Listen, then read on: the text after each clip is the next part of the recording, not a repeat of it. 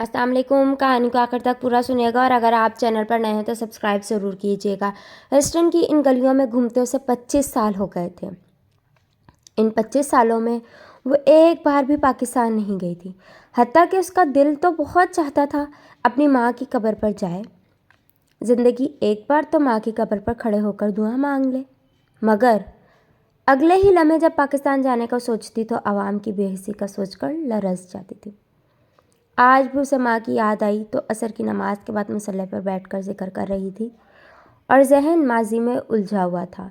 जहाँ वो अपनी माँ को अपने दुख सुना रही थी, जल्दी दी रब से तू नाराज़ नहीं ना होते, बल्कि रब के रूठ जाने से डरते हैं। आज तूने असर की नमाज नहीं पढ़ी, आज अल्लाह ताला ने चाहा कि तू उसके सामने सजदा करे, तेरे दिल में शिकवा आया तो अल्लाह ताला ने तुझे अपने सामने झुकने नहीं दिया। अगर तू सब्र करती तो अल्लाह ताला तुझे बेहतर से बेहतरीन अता कर देते। चल उठ, मगरिब होने वाली है, वज़ू कर, नमाज पढ़, अल्लाह ताला से माफ़ी मांग और अल्लाह ताला से कहे, या अल्लाह तू खालिक है, मैं मखलूक हूँ, मैं कौन होती हूँ तुझसे नाराज़ होने वाली। ऐ अल्लाह पाक, मुझे माफ़ कर दे, मुझे इन चंद लोगों में शामिल फरमा जो ईमान लाए और सब्र शुक्र करने वाले रहे। चल उठ मेरी दी, मैं तुझे वज़ू करवाती। मेरी माँ ने मुझे सहारा दिया, हत्ता कि उस वक्त सबसे ज़्यादा सहारे की ज़रूरत मेरी माँ को थी। मैं फरीहा खिज़र हूँ। जिस दिन मेरी माँ ने मुझे समझाया था कि रब खालिक है, मैं मखलूक हूँ, मुझे सब्र करना है, रब के फ़ैसलों पर शिकवा नहीं करना, अल्लाह ताला की अनायत पर शुक्र करना है, उस दिन के बाद से आज तक मेरी ज़बान पर कोई शिकवा नहीं आया। मेरी असर की नमाज उस दिन कज़ा हुई थी जिस दिन मेरा भाई बलूचिस्तान यूनिवर्सिटी में पढ़ने वाली चंद पंजाबी तालिबात को अगवा करके ले जाने वाले रॉ के पालतू लोगों से लड़ते हुए शहीद हो गया था। मेरे भाई ने अपनी जान की कुर्बानी देकर ना सिर्फ 4 बहनों की इज्जत और ज़िंदगी बचाई बल्कि 6 दुश्मनों को जहन्नुम वासिल कर दिया। मगर अफसोस के वतन दुश्मनों की तादाद 9 थी। उनके बाकी साथियों ने मेरे शहीद भाई के बेजान जिस्म में गोलियां मार मार कर जिस्म के अज़ा अलग अलग कर दिए थे, यहाँ तक कि चेहरा भी शनाख्त काबिल ना रहा था। मेरे भाई के साथ ऑपरेशन में हिस्सा लेने वाले बाकी 2 नौजवानों ने भी दिलेरी का मुजाहरा किया था और बच जाने वाले वतन दुश्मनों में से एक को ज़िंदा गिरफ्तार कर लिया और 2 को भागने पर मजबूर कर दिया था।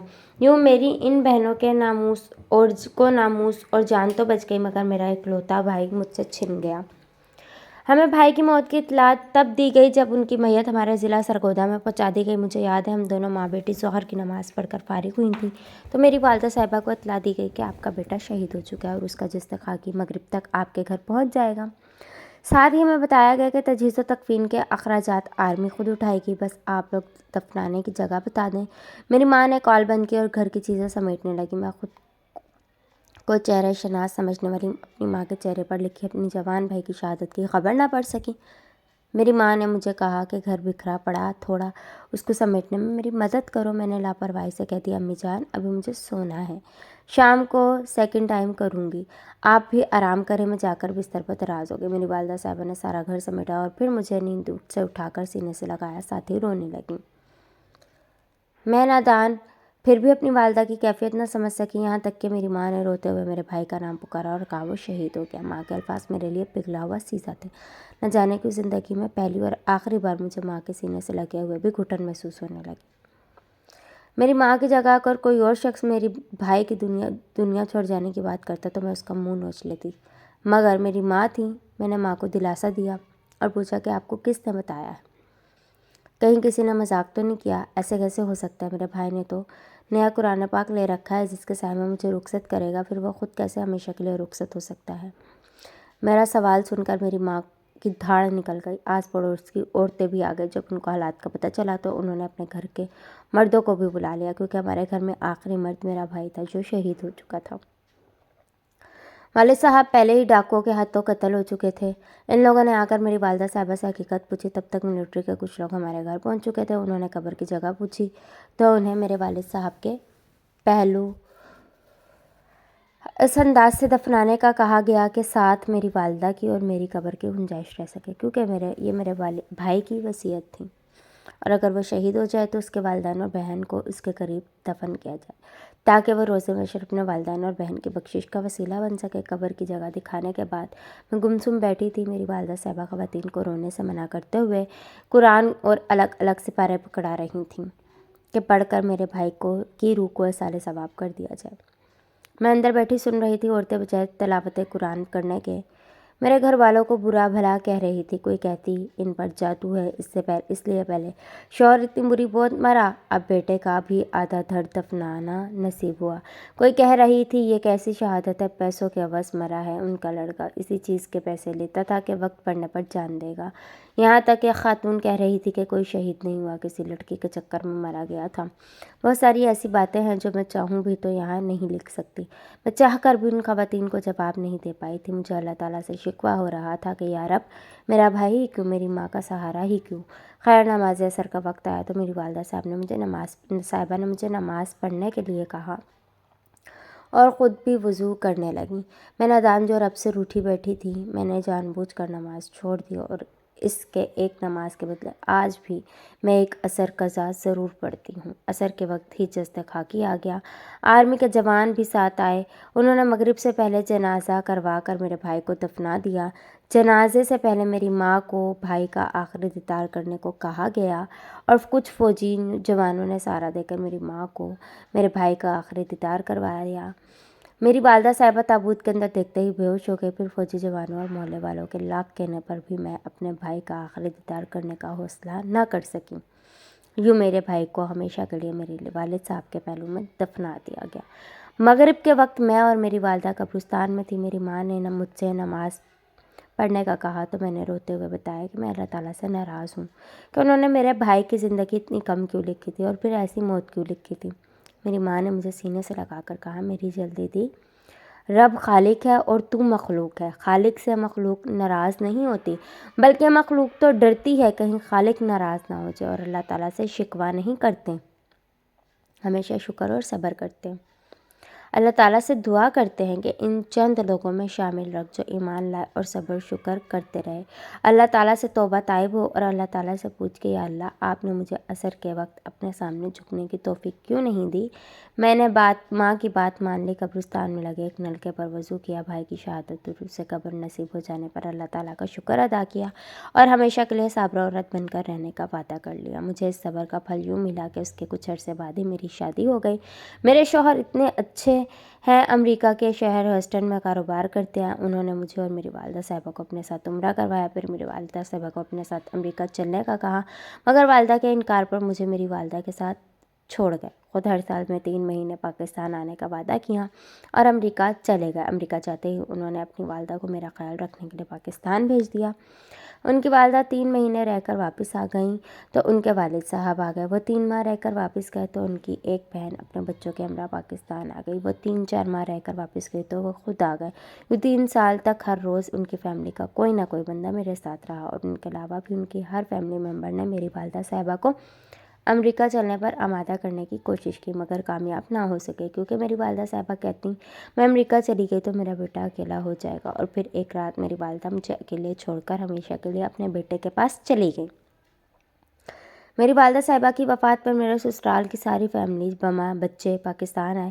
کفن دفن کا سارا انتظام انہوں نے کیا اور پھر انہوں نے میری رائے پوچھی۔ میں نے کہا جو میرے شوہر کا حکم ہے میں اس پر عمل کروں گی۔ میرا جواب سن کر میرا شوہر مجھے الگ کمرے میں لے گیا اور کہا، فریحہ مجھے کوئی مسئلہ نہیں، میں نے جنت میں بھی آپ کو ہی ہم سفر چننا ہے۔ اگر آپ کو پاکستان پسند ہے تو میں سارا کاروبار سمیٹ کر پاکستان منتقل ہو جاتا ہوں۔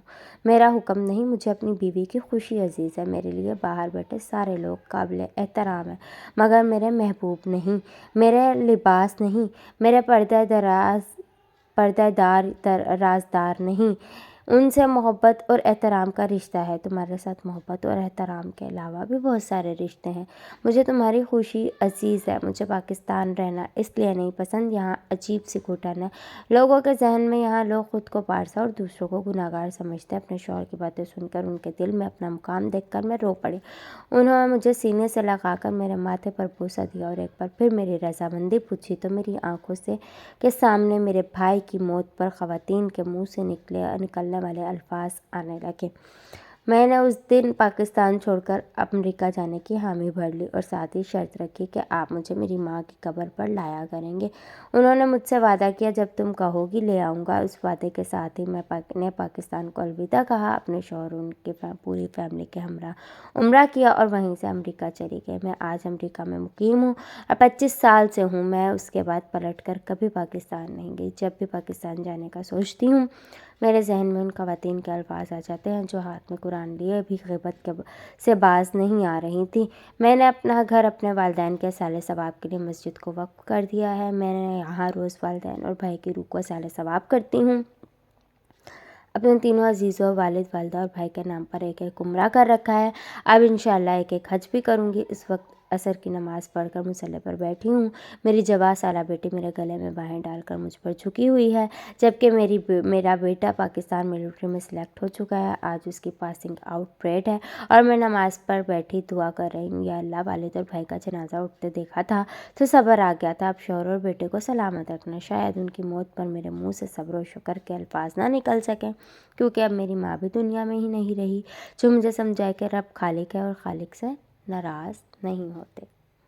لوگ آج بھی مجھے بدقسمت کہتے ہیں، مگر اپنے جتنا خوش نصیب کسی کو نہیں سمجھتا۔ میں امریکہ ریاست شگاگولی میں ایک بڑی مارکیٹ میں مینیجر ہوں، جہاں مجھے ہر تیسرے سال میری کمپنی کی طرف سے حج یا عمرے پر بھیجا جاتا ہے۔ میری تنخواہ یقیناً سپریم کورٹ کے جج کے برابر ہوگی، جہاں شاید میں پاکستان میں رہ کر ساری زندگی بھی نہ پہنچ پاتا۔ یہ سب کچھ میرے اللہ تعالیٰ نے مجھے میرے ہی ایک عمل بلکہ فیصلے کی وجہ سے عطا کیا۔ میرا نام کاظم خان بلوچ ہے، پاکستان میں بلوچستان کے ضلع کولو کی ضلعی عدالت میں جج کے عہدے پر فائز تھا۔ بلوچستان میرا پہلا اور آخری عشق ہے، مگر وڈیروں، جاگیرداروں اور سیاسی مفاد پرستوں کے علاوہ ہمارے قومی اداروں نے میری اس عشق کی ذات ادھیڑ کر رکھ دی۔ میں جن دنوں کولو کی مقامی عدالت میں تعینات تھا، اس وقت پاکستان میں پسند کی شادی کا نیا قانون لاگو ہوا تھا اور میرے پاس اسی نوعیت کا ایک کیس آ گیا جس میں لڑکے نے لڑکی کو پسند کی شادی کر رکھی تھی، مگر لڑکی کے گھر والے رضامند نہ تھے، جبکہ لڑکی عدالت سے تحفظ لینے پہنچی تھی۔ قائرین کرام، لڑکی کے والدین ضعیف تھے، باپ کی ایک ٹانگ دشمنی میں کٹ چکی تھی، جبکہ ماں ٹی بی کی مریضہ تھی۔ باپ نے اپنی بیٹی کو وکیل بنانے کا سوچا اور بلوچستان کی بہترین یونیورسٹی میں تعلیم کے لیے بھجوا دیا، مگر یونیورسٹی کے ماحول کو دیکھتے ہوئے لڑکی اسی ماحول میں رنگ گئی اور تعلیم کو بیچ راہ میں خیر آباد کہہ کر کولو کے ہی ایک وڈیرے جاگیرداری کے بیٹے سے دور جدید کے نام نہاد محبت کی شادی کر دی۔ لڑکی کے اس فیصلے نے اس کے والدین کو برادری میں منہ دکھانے کے قابل نہ چھوڑا، لہٰذا والدین نے قانون کا دروازہ کھٹکھٹایا، بتایا کہ ہماری بیٹی کو بلاپس لا کر شادی کی گئی۔ دوسری طرف لڑکے نے بیان دیا کہ اس نے بنا کسی دباؤ کے اپنی مرضی سے شادی کی ہے۔ لڑکی کا بیان سن کر اس کے والد صاحب نے اپنی پگڑی اتار کر اپنی بیٹی کے قدموں میں رکھی۔ ماں نے اپنا دوپٹہ اپنی بیٹی کے قدموں میں رکھا اور اسے سمجھایا کہ بیٹا، یہ وڈیرے غریب کی بچیوں سے شادی نہیں کرتے، بس دل بہلاتے ہیں، جب دل بہل جاتا ہے اپنے چیلوں کے آگے ڈال دیتے ہیں۔ مگر لڑکی نے والدین کی بات نہ مانی اور ان کی پگڑی اور دوپٹے کو پیروں تلے رونتے ہوئے اپنے محبوب کے ساتھ جانے کا فیصلہ سنا دیا۔ لڑکی کی طرف سے نا امید ہونے کے بعد لڑکے کا والد لاٹھیاں ٹیکتے ہوئے میرے پاس آیا اور میرے سامنے اپنی پگڑی رکھی۔ لڑکی کی ماں میرے سامنے زمین پر بیٹھ گئی، کیونکہ اس اب کھڑے ہونے کی سکت نہ رہی تھی، اور دونوں نے مجھے مخاطب کرتے ہوئے کہا کہ بیٹا، تم اس ظالم کا ساتھ نہ دینا۔ یہ کیسا قانون ہے جو اولاد کو ہی والدین کے سامنے لا کھڑا کر دیتا ہے؟ بیٹا، ہماری بیٹی نادان ہے، اسے سمجھاؤ کہ یہ درندہ اسے کہیں کا نہیں چھوڑے گا۔ لڑکی کے والدین کی حالت دیکھ کر میرا دل پسیج گیا، مگر لڑکی کو والدین پر ذرا ترس نہ آیا۔ قانونی طور پر فیصلہ مجھے لڑکی کے حق میں دینا تھا، مگر میرا حوصلہ نہ پڑا اور میں نے آنے والے کل کی تاریخ دے دی۔ میں ساری رات چین سے سو نہ سکا۔ ساری رات میرے سامنے زمین پر ہاتھ جوڑے بیٹھی ہوئی لڑکی کی ماں اور لاٹھیوں کے سہارے چلتا ہوا لڑکی کا باپ آتا رہا، مجھے التجائے کرتا رہا، یہاں تک وقت تہجد ہو گیا۔ میں اٹھا، وضو کیا، نوافل ادا کیے، یہاں تک فجر ہو گئے۔ میں نے فجر کی نماز ادا کی، تلاوت قرآن کی، مگر دل بڑا بے قرار رہا، یہاں تک کہ میں مسجد سے گھر واپس آ گیا۔ گھر واپس آ کر میں اپنا استعفیٰ تحریر کیا اور متعلقہ شخص کے حوالے کر کے ہمیشہ کی نوکری کو خیر آباد کہہ دیا، کیونکہ والدین سے اولاد چھین کر کسی غیر کو دینے کا حوصلہ مجھ میں نہیں تھا۔ میرے استعفے کا سن کر سب لوگ میرے فیصلے کے خلاف ہو گئے، مجھے برا بھلا کہنے لگے، یہاں تک کہ میری بیوی مجھے چھوڑ کر چلی گئی اور مجھ سے طلاق لے لی۔ مگر استعفیٰ دینے کے بعد میرے دل کو جو سکون ملا وہ پہلے کبھی نہیں ملا تھا، لہٰذا میں اپنے فیصلے پر اٹل رہا۔ میرے سارے رشتہ دار اور दोस्त मुझे छोड़ गए तो मुझे पता चला कि वो सब मेरे नहीं, मेरे ओहदे के ताल्लुक़ वाले थे। मैंने पाकिस्तान को खैराबाद कहा और अमेरिका आ गया। यहाँ मैंने अल्हम्दुलिल्लाह एक मार्केट में सेलमैन का काम शुरू किया और आज अल्हम्दुलिल्लाह इस मार्केट का मैनेजर हूँ। मेरी मार्केट के ब्रांचेस पूरे शिकागो में फैली हुई हैं और उन सब का मैनेजर मैं हूँ। आज मेरी कमाई एक सुप्रीम कोर्ट के जस्टिस के बराबर है और अल्हम्दुलिल्लाह इज़्ज़त शायद उनसे भी ज़्यादा है। मैं हर तीसरे साल अपनी कंपनी की तरफ से हज या उम्रे पर जाता हूँ। यहाँ मैंने एक मिस्री खातून से शादी कर रखी है जो म्यूनसिपल कमेटी में काम करती है। मेरे बच्चे बेहतरीन तालीमी इदारों में ज़ेर तालीम है। हम दोनों मियाँ बीवी अच्छा कमा रहे हैं। मैं अपनी कामयाबी को अपने फ़ैसले की वजह समझता हूँ जो मैंने वालिदैन से उनकी बेटी छीन कर वडेरे के हवाले नहीं की थी, मगर मुझे अफसोस है कि वह बच्ची वापस वालिदैन के हवाले नहीं कर सका क्योंकि मेरे हाथ रियासत इस्लामी जमहूरिया पाकिस्तान के कानून ने बांध रखे थे। अल्लाह हाफिज़।